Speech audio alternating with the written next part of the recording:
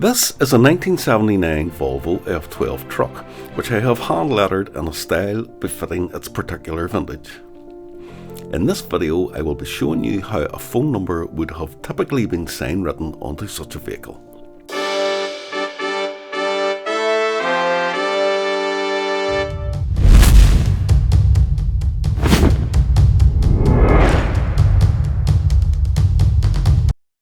What about you? John Boy from Titanic Town Sign School at your service. Diving straight in here, lines are struck for the heights of the town name and the phone number, as well as for the base of a stylised telephone.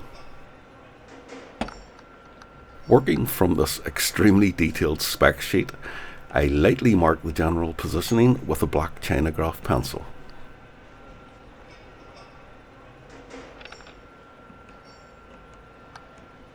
Working out from the pre-struck central line helps me to keep everything justified centrally.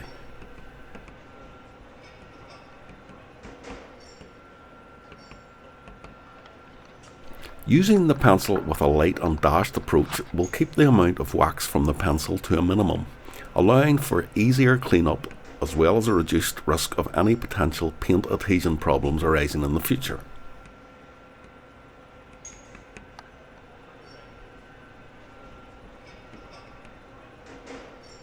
The entire cab is marked out in a similar way before commencing the paintwork, but for the purposes of this video we will only be concentrating on the lower rear panels here.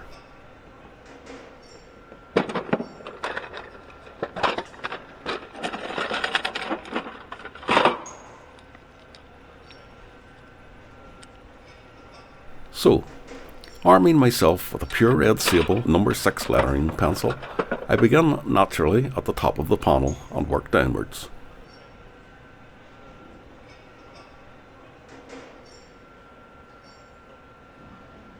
This stylised phone was very typical of the period and for this type of truck, and can be used as both a time and a space saving device. And whilst there are many different ways that such a device can be rendered, a very simplified example is shown here. And indeed, most signwriters back in the day would develop their own particular styles, and just like lettering, it would become kind of like a signature.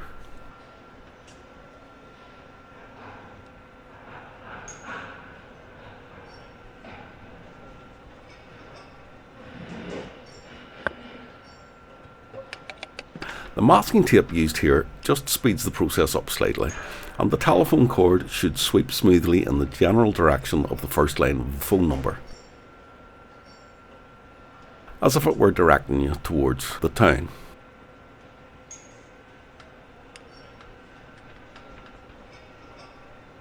It wasn't overly common to see area codes on commercial vehicles during the original working time frame of this lorry, so I'll be writing out the haulier's geographical location in full.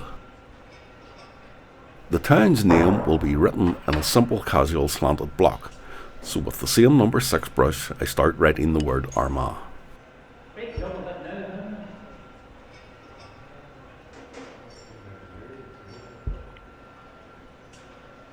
Each stroke will ideally be executed with a single pull of the brush, that is, one full width of the bristles when worked to a chiselled edge, and then finished off with a slight rounding to any open strokes.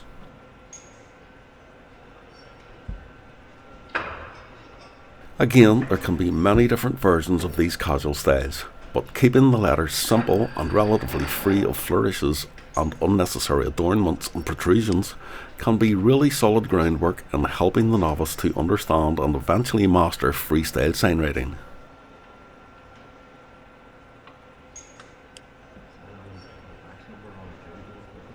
A casual style such as this can be written relatively quickly, and as long as it is kept neat and consistently constructed and spaced, it will still look professional.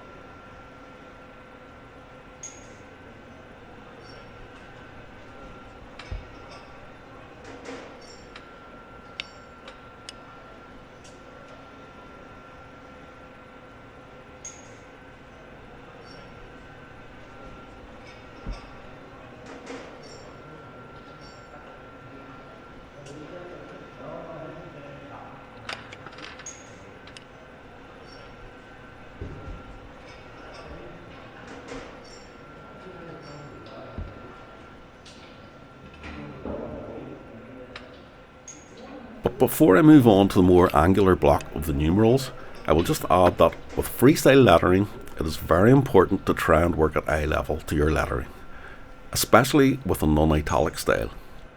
It should not be underestimated how much working at the correct height can help you to more accurately judge the perpendicular downstrokes.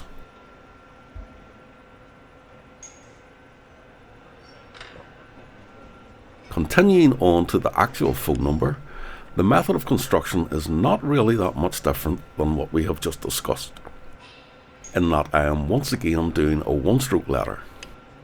The main difference being that the ends of the open strokes are finished squarely, with sharp corners.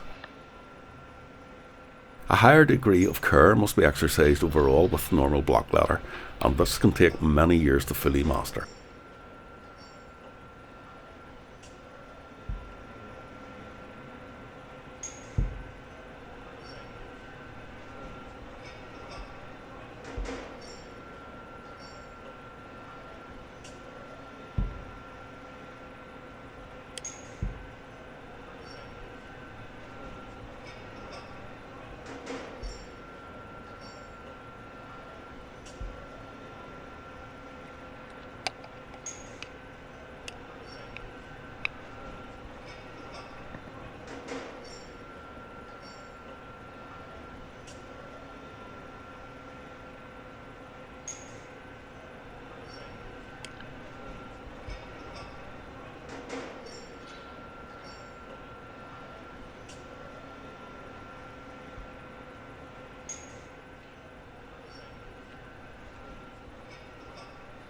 Although the Roman alphabet may form the basis for practically every Western lettering style of the past 2,500 years, mastering what many think of as a boring and simple block letter will test your brush control skills to levels well beyond those required for more elaborate styles. So heed well, and do not neglect or underestimate this, because be sure your block will find you out.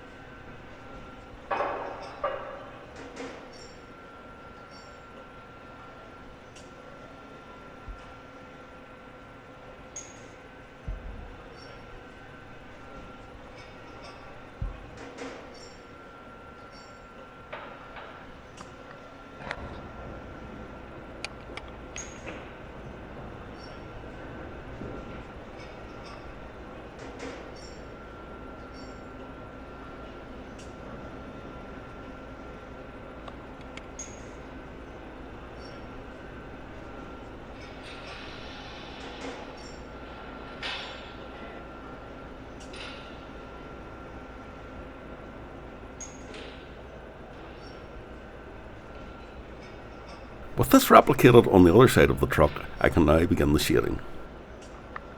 Note that the phone is not shaded. I've seen it done, and take my word for it, it is totally unnecessary and it looks ridiculous.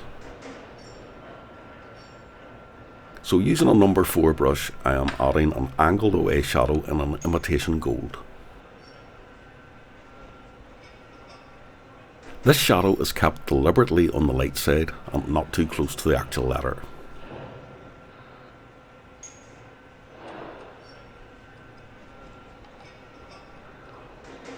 This approach to the shading will help prevent it from fighting for visual dominance with the letters.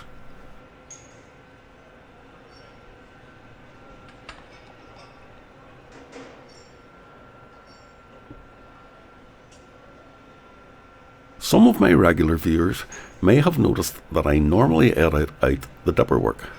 This is done purely to try and keep the videos to a more user-friendly duration.